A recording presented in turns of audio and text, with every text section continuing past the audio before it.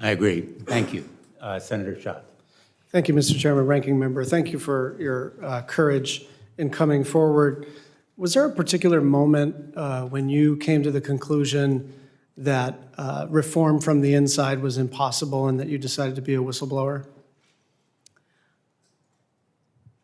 There was a long series of moments where I became aware that Facebook, when faced with conflicts of interest between its own profits and the common good, public safety, that Facebook consistently chose to prioritize its profits.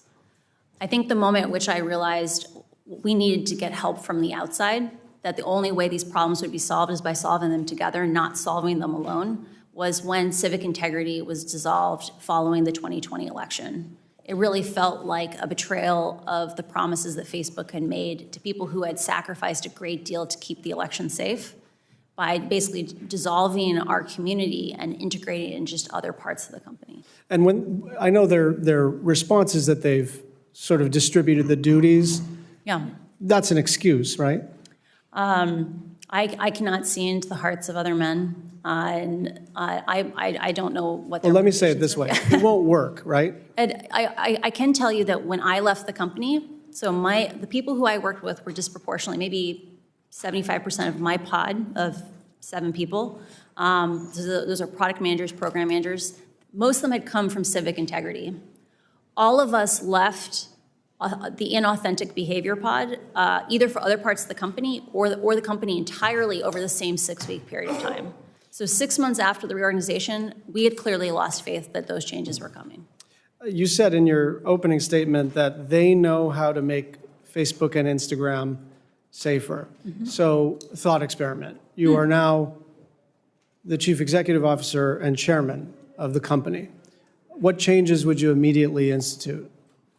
I would immediately establish a policy of how to share information and research from inside the company with appropriate oversight bodies like Congress.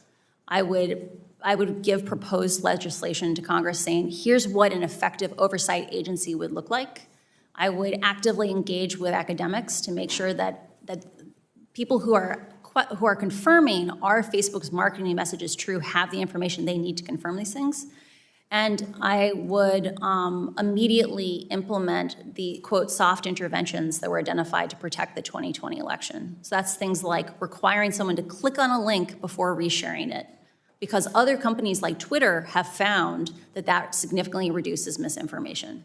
No one is censored by being forced to click on a link before resharing it.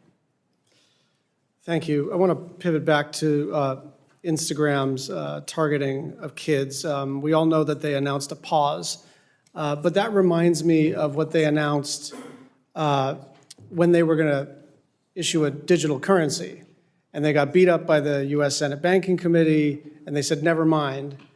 And now they're coming back around, hoping that nobody notices that they are going to try to issue a currency. Now, let's set aside for the moment the sort of the business model, which appears to be gobble up everything, do everything. That's the growth strategy.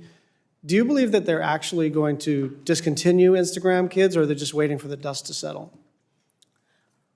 I would be sincerely surprised if they do not continue working on Instagram Kids, and I would be amazed if a year from now we don't have this conversation again. Why? Facebook understands that if they want to continue to grow, they have to find new users. They have to make sure that the next generation is just as engaged with Instagram as the current one. And the way they'll do that is by making sure that children establish habits before they have good self-regulation. By hooking kids. By hooking kids.